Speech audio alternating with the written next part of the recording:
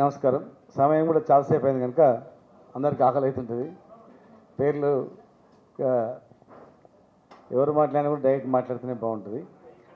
అంతే ఒకటే వచ్చినా నేను రిపీట్ చెప్పాను. ఇలా ప్రభుత్వం నడుస్తుందంటే కేవలం అవుట్సోర్సింగ్ ఉద్యోగుల వల్లనే నడుస్తుంది. నువ్వు ఏ మంత్రి దగ్గర తీసుకోండి, ముఖ్యమంత్రి ఆఫీస్ నుంచి మొదలుకుంటే, మంత్రి నుంచి మొదలుకుంటే, చీఫ్ సెక్రటరీ నుంచి మొదలుకుంటే, ఏ డిపార్ట్మెంట్ అయినా సరే ప్రతి డిపార్ట్మెంట్లో అవుట్సోర్సింగ్ ఉద్యోగులతో నడుస్తుంది. నువ్వు డ్రైవర్లు అవుట్సోర్సింగే, పిఏలు అవుట్సోర్సింగే, టైప్ చేసేటోళ్ళు అవుట్సోర్సింగే, పోలీస్ డిపార్ట్మెంట్లో రైటింగ్ వాళ్ళదే, బండ్లు నడిపేది వాళ్ళదే, excise department, commercial tax department, డబ్బు ఇన్కమ్ వచ్చేటువంటిది గవర్నమెంట్ నడిచేటువంటిది అన్నిటి కూడా అవుట్సోర్సింగ్ కాంట్రాక్ట్ ఎంప్లాయీస్ తప్ప ఎవరు లేరు. మీరు లేకపోతే ప్రభుత్వమే నడవదు. ఈ ప్రభుత్వమే అవుట్సోర్సింగ్ ప్రభుత్వం, గుర్తుపెట్టుకోండి. మీరు లేకపోతే ఏం లేదు.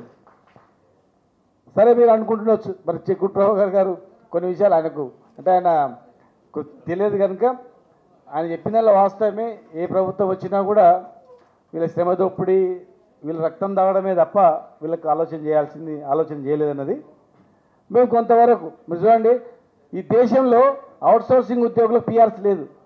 నేను అవుట్సోర్సింగ్ అప్పుడు గౌరవ అధ్యక్షునిగా ఉండి పిఆర్సీ నడిచేటప్పుడు అవుట్సోర్సింగ్ వాళ్ళు కూడా మనం పిఆర్సీ వర్తింపజేద్దాం, ఖచ్చితంగా వాళ్ళకు కూడా దీనిలతో పాటు పర్మనెంట్ ఉద్యోగుల కన్నా ఎక్కువ పని చేస్తున్నారు, మరి వాళ్ళకు మనం పిఆర్సీ ఇవ్వాలని చెప్పి 33% అనుకుంటా కదమ్మా, 33% మొట్టమొదటిగా ఇండియాలో ఎక్కడ లేదు. 43% ఇమ్మీడియట్గా 43% ఇచ్చినాం. అది అంటే మనం ఇచ్చింది కూడా చెప్పుకోవాలి, చేయింది కూడా అడగాలి. ఫ్యూచర్లో మళ్ళీ అధికారం వస్తే ఇలా మాట్లాడితే మీరే మాట్లాడండి కదా, ఇస్తారా లేదా అని అడగడానికి కూడా అవకాశం ఉంటుంది. కనుక దాంతోపాటుగా చాలామందికి ఏజెన్సీల ద్వారా వచ్చేవి. ఇప్పుడు మీ దగ్గర కూడా చాలామంది ఏజెన్సీలే ఉన్నాయి. మేము దాన్ని మినిమైజ్ చేస్తాం. ఇప్పుడు ఎలక్ట్రిసిటీలో ఆర్టిజన్స్ ఉన్నారు, కాంట్రాక్టర్ కింద పనిచేస్తారు. వాళ్ళు దాదాపు 25,000 మందిని డైరెక్ట్గా శాలరీస్ వాళ్ళకి వచ్చేటట్టు చేస్తాం, డైరెక్ట్గా వాళ్ళకి. ఎట్లా మున్సిపాలిటీలో నేను ఫస్ట్ కుక్కడపల్లి కమిషనర్ ఉన్నప్పుడు నా దగ్గర 2,000 మంది పనిచేస్తాం, డైరెక్ట్ 9 మందికి అందరికీ. ఇప్పుడు ఇవాళ వాళ్ళందరూ డైరెక్ట్గా వస్తున్నాయి. మున్సిపాలిటీలో కూడా కమిషనర్గా ఉన్నప్పుడు నా దగ్గర 2,000 మంది పనిచేస్తుంది. ఏజెన్సీకి ఇస్తే ఏజెన్సీ వాళ్ళకి డబ్బులు ఇస్తుంది. మేము 6,500 ఇస్తే ఏజెన్సీలు 3,000 రూపాయలు ఇస్తుంది వాళ్ళకి. అప్పుడు డైరెక్ట్గా గ్రూపులు చేసి ఇద్దామని వాళ్ళ పేరు ఇచ్చిన తర్వాత సివిఎస్కే శర్మన్ కమిషనర్ మొత్తం జిహెచ్ఎంసీ ఇట్లా ఇంప్లిమెంట్ చేద్దామని 26,000 మందికి ఆ రోజు ఇంప్లిమెంట్ చేసినాం. ఇలా రాష్ట్ర వ్యాప్తంగా 1,00,000 మందికి ఊడ్చేటువంటి వాళ్ళు కానీ, మరి ఎలక్ట్రికల్ వాళ్ళ ఇష్టోళ్ళు కానీ, నల్లలు తిప్పేటోళ్ళు కానీ, వీళ్ళందరూ కూడా టోటల్గా అవుట్సోర్సింగ్ తీసేసి డైరెక్ట్గా వాళ్ళతో శాలరీస్ ఇచ్చినట్టు చేసినాం. పర్మనెంట్ చేద్దామని కూడా అనుకున్నాం, మీకు తెలుసు. మరి కోర్టులో ఆబ్జెక్షన్ రావడం వల్ల ఆగిపోయింది. అయినా ఇలా మీ సమస్యలన్నింటివి అందరం ఐక్యమైతేనే అవుతుంది. మేమందరం కూడా ఎక్కడెక్కడ ఉన్నా మేము సపోర్ట్ చేస్తాం 100%. మేము కూడా మీ అవుట్సోర్సింగ్ కావచ్చు, ఏదో ఎంప్లాయీ అవుట్సోర్సింగ్ కావచ్చు, పర్మనెంట్ కావచ్చు, అటెండర్ నుంచి ఐఏఎస్ ఆఫీసర్, ఉద్యోగి అందరు అంతే. డిప్యూటీస్ వేరు, బాధ్యతలు వేరు తప్ప వీళ్ళు గొప్ప గిప్పని ఈడనుకుంటాం. అమెరికా అందరూ ఈక్వల్, ఆడ డ్రైవర్ కూడా ఈక్వలే, ఊడ్స్టోర్ కూడా ఈక్వలే. ఈడ పోస్టును బట్టి, మనిషిని బట్టి, కులాన్ని బట్టి, గోత్రాన్ని బట్టి రకరకాలుగా బొట్లు పెట్టి చూస్తారు. కానీ అదంతా అక్కడ ఉండదు. ఆడ అమెరికాలో మీరు ఉంటుంటే మనం అందరం కూడా సరే, అక్కడ వేరే సమస్యలు ఉంటాయి, కానీ ఎంప్లాయీస్కి మాత్రం ఈక్వాలిటీ ఉంటుంది అన్నమాట. ఊడ్స్టోన్ కూడా ఊడ్చిన తర్వాత కూర్చొని ఛాయ్ తాగి షేకాండ్ ఇచ్చిపోతారు. ఈడ పురుగులను చూసినట్టు చూస్తాం, మేము పెద్ద మేము చిన్న అనేటువంటిది. ఆ భేదాభిప్రాయాలు ఇక్కడ ఉన్నాయి. కనుక ఖచ్చితంగా కూడా మీ డిమాండ్ న్యాయమైనటువంటి డిమాండ్లు అవి గ్యారెంటీగా చేయాలా. ఇలా కొంతమంది అంటే ఉదాహరణకు చెప్తాను నేను, మెగా ఇంజనీరింగ్ కంపెనీ ఉంది, 17,000 మంది మిషన్ భగీరథలో 17,000 మంది పనిచేస్తారు. 17,000 మంది పనిచేస్తే ఆయన ఒక్కరి దగ్గర 6,000 మంది పనిచేస్తారు మెగా ఇంజనీరింగ్లో. 6,000 మందికి 6-7 నెలల నుంచి జీతాలు లేవు. వాడు ఇడిచిపెట్టిపోదామంటే అరే ఎట్లా బతకాలా, మిషన్ భగీరథలో పనిచేస్తారని పిల్లలు ఇచ్చారు. ఇక ఆయన సూటు బూట్ వేసుకొని మంచిగా పోతాడు, ఏం పని చేసి మళ్ళీ వస్తాడు మంచి తయారయ్యి. మరి ఉద్యోగం లేదంటే పెళ్ళం కూడా ఇడిచిపెట్టిపోతుంది. నువ్వు ఉద్యోగం వస్తుంది, పర్మనెంట్ ఉద్యోగం అని చెప్తే మీరు ఎట్లా బతకాలా, మా అమ్మతానికి పోతే నువ్వు దాకలేవు వెళ్ళిపోతానని చెప్తుంది. బయట ముఖం చూపించుకోలేము, ఉద్యోగం వదిలిపెట్టుకోలేము, జీతం వస్తలేదని చెప్పుకోలేము, ఫీజులు కట్టడానికి నానా రకాల అవస్థ. 6,000 ఆయన దగ్గర డబ్బులు లేవంటే మొత్తం రాష్ట్రం 5-6 రాష్ట్రాలు మొత్తం ఆయన నడుపుతాడు. ఏ కాంట్రాక్ట్ వచ్చినా ఆయనకి ఇస్తాడు, ఆయన్నే మొత్తం డిజైన్ చేస్తాడు, ఎస్టిమేషన్ ఇస్తాడు, వర్క్ తీసుకుంటాడు, మొత్తం టోటల్ ఎవరైనా ఇవ్వాల్సిందే. మరి ఆయన మా 6,000 మందికి ఇవ్వాలి. అలాంటి వాళ్ళను ఐడెంటిఫై చేసి ఒక గ్రూప్ చిక్కుడు ప్రభాకర్ కావచ్చు, ఇక్కడ మా తమ్ముడు మన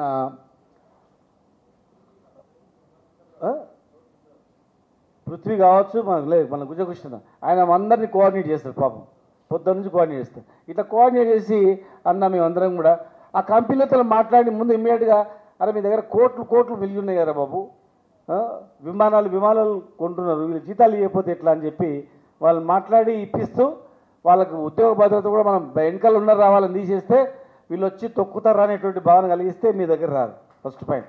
లేదంటే మిమ్మల్ని ఎట్లా తీసేయాలని భయపడుతుంటారు. ఇప్పుడు లక్షల మంది రానికి రెడీ ఉన్నారు, కానీ వస్తే మనం తీసేస్తామని భయపడుతున్నాం. మీరు ఏం భయపడకండి, మేము గ్యారెంటీగా మేమందరం, మా బ్రదర్ కానీ మా వస్తున్న సార్ అన్న కానీ మేమందరం కూడా గ్యారెంటీగా మీతో పాటు విన్నట్టు ఉంటాం. 80% మేము వదులుకోం.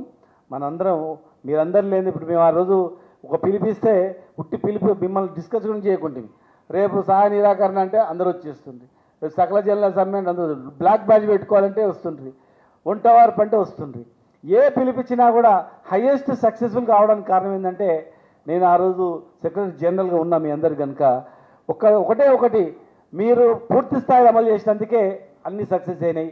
మీరు పూర్తి స్థాయిలో ఉద్యమం చేసినందుకే తెలంగాణ రాష్ట్రం కూడా వచ్చింది, గుర్తుపెట్టుకుని. కనుక మనం ఇంకా చేయాల్సింది చేద్దాం. ఆ రోజు హోంగార్డులు కూడా 6,000 రూపాయలు జీతం ఉండే, నేను దాన్ని కూడా గౌరవ అధ్యక్షుడిని ఉంటే ఇవాళ 40,000 శాలరీస్ వాళ్ళకి ఎవరి ఇయర్ 1,000 యాడ్ అవ్వకుండా వేయాలని చెప్పి వచ్చినప్పుడు చేస్తాం. కొంతవరకు చేసినాం, ఇంకా చాలా చేయాల్సిన అవసరం ఉండే, రకరకాల అడ్డంకులు ఉండే. మరి ఫ్యూచర్లో కూడా పిఆర్సీ వస్తుంది. మరి 33%, 42% మేము ఇచ్చినాం యాజిటీస్గా. మీకు కూడా యాజిటీస్గా ఇవ్వాలి. ఒకవేళ ఏజెన్సీలు ఉంటే ఏజెన్సీల నుంచి తప్పించి డైరెక్ట్గా మీకే శాలరీ వచ్చేటట్టు చేయాలి. మధ్యలో దళారిగా అవసరం లేదు. ఎక్కడెక్కడ మిగిలిపోయి ఉన్నాయో డైరెక్ట్గా శాలరీస్ మీ అకౌంట్లో పడేటట్లు, ఈఎస్ఐ, పిఎఫ్ మీద కట్టేటట్లు, ఆరోగ్య భద్రత ఇచ్చేటట్టు చేయాలి. మరి తప్పించుకుంటే ఊరుకోవద్దు. మరి ఢిల్లీలో పెట్టుకున్నారు, ఓకే. ఢిల్లీలో ఎందుకంటే అడిగిన ఎంతమంది పెడితే రాహుల్ గాంధీ గారు మాట ఇచ్చారు కదా, అందుకే ఆయన గెలిచినట్టు అలా పెట్టుకున్నామని. ఓకే, అలా పెట్టుకుందాం. ఆ ఢిల్లీ తర్వాత ఇక్కడ పెద్ద కార్యక్రమం తీసుకొని లక్షలాది మంది కదిలి వచ్చేటట్టు చేద్దాం. మీరు ఎవరు మీ డిపెండ్ అవసరం లేదు. మీదే ఒక పెద్ద సైన్యం. మీకు ఒక సైన్యం వేరే వచ్చి మద్దతు తెలిపాలంటే కదా, ఇవాళ రేపు అందరూ అమ్మడ పోయి భయపడి రకరకాలుగా మనం చూస్తూ ఉన్నాం. మీరు ఎవరికి భయపడకండి.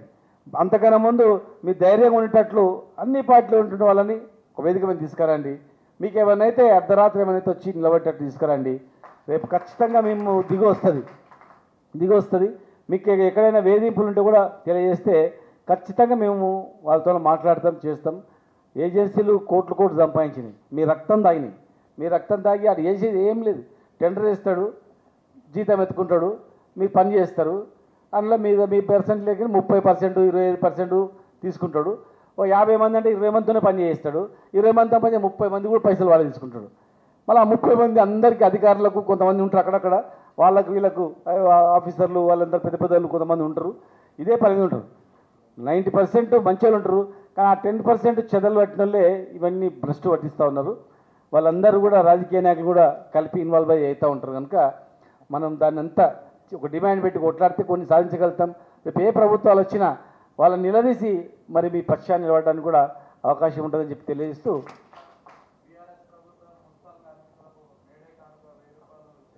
అవును అట్లాంటివి చాలా ఉన్నాయి. అప్పుడు శాలరీ 6-8 వేలు ఉండే, ఇవాళ మేము 30,000 వరకు చేసినాం. ఊడ్చే వాళ్ళకు కూడా గౌరవం ఇచ్చినట్టు చేసినాం. కొన్ని చేసినాం, ఇప్పుడు ఇవ్వట్లేదు. ఇప్పించుకుందాం, మనం డిమాండ్ చేద్దాం. ఎంప్లాయీస్ వరకు రిటైర్డ్ అయిన ఎంప్లాయీస్ వాళ్ళకి జమ చేసిన పైసలు రావట్లేదు. రకరకాల సమస్యలు ఉన్నాయి. మనము అవుట్సోర్సింగ్ ఇవన్నీ ఎప్పుడు వచ్చినాయి. చంద్రబాబు నాయుడు గారు మాత్రం ఏం చేశారంటే రిక్రూట్మెంట్ చేయొద్దని చెప్పి వరల్డ్ బ్యాంక్ ఆంక్షలు పెట్టినాయి. వరల్డ్ బ్యాంక్ ఆంక్షలు పెడితే అప్పుడు ఏం చేసినామంటే రిక్రూట్మెంట్ బంద్ చేసి ఆ మాత్రం ఏం చేసినంటే అవుట్సోర్సింగు, టైం స్కేలు, టెన్యూరు అని రకరకాల దిక్కుమార్ల పేర్లన్నీ పెట్టి ఇంట్రొడ్యూస్ చేసి రిక్రూట్మెంట్ లేకుండా వేసి భ్రష్టు పట్టించేసినమాట. ఇంకా అవే కొనసాగుతూ ఉన్నాయి. పర్మనెంట్ చేద్దామంటే కోర్టులు ఇంటర్ఫేర్ కావడం, రూల్ ఆఫ్ రిజర్వేషన్ లేదని రకరకాల అడ్డంకులు చెప్పడం ఉంది. ఇవాళ మన డిమాండ్ ఏంటంటే ఒక కార్పొరేషన్ ఏర్పాటు చేసి ఉద్యోగ భద్రత ఇవ్వాలి. ప్రభుత్వ ఉద్యోగులకు సమానంగా మాకు కూడా వాళ్ళకి పిఆర్సీ వేస్తే గతంలో ఎట్లయితే 42% ఇచ్చిండ్రో ఖచ్చితంగా అమలు చేయాలి. మమ్మల్ని తీసేస్తామని బెదిరింపులు చేయొద్దు. మాకు కూడా రక్షణ కావాలనేది ప్రధానమైన డిమాండ్. దీనికి మేమందరం ఏకతాటిపై ఉంటాం. మేము ఇవ్వడం భయపెట్టడం కాదు. ఆనాడు ఆ ప్రభుత్వ కరడు కట్టినటువంటి వాళ్ళకే ఆంధ్రప్రదేశ్ గవర్నమెంట్లోనే ఎవరికి భయపడలే మనం. అర్థమైందా? మీరు కూడా ఎవరు భయపడకండి. భయపడితే సాధించలేం. ఒకరిద్దరికి నష్టపోయినా ఉండండి, మళ్ళీ మిమ్మల్ని అక్కడ కూర్చొని పెడతాం. వాళ్ళు మొదలు ఏం చేస్తారంటే పీకేయాలి, కేసులు పెట్టాలి. గీసులకు ఎవరు భయపడకండి, తెగించి కొట్లాడండి. మేము ఉంటాం మీకు వెనకాల. అందరు మా వాళ్ళు అందరూ వస్తారు. ఇంకా చాలామంది జమ చేస్తాం. మీరు ఒంటరి కాదు కనుక పెద్ద కార్యాచరణ ఇవ్వండి. ఢిల్లీ ప్రోగ్రాం తర్వాత పెద్ద కార్యాచరణ ఇవ్వండి. తాడోపేట తెలుసుకుందాం. ఖచ్చితంగా మెడలు వంచి మీ కోరికలు న్యాయమైన డిమాండ్లని సాధించుకుందాం. Thank you.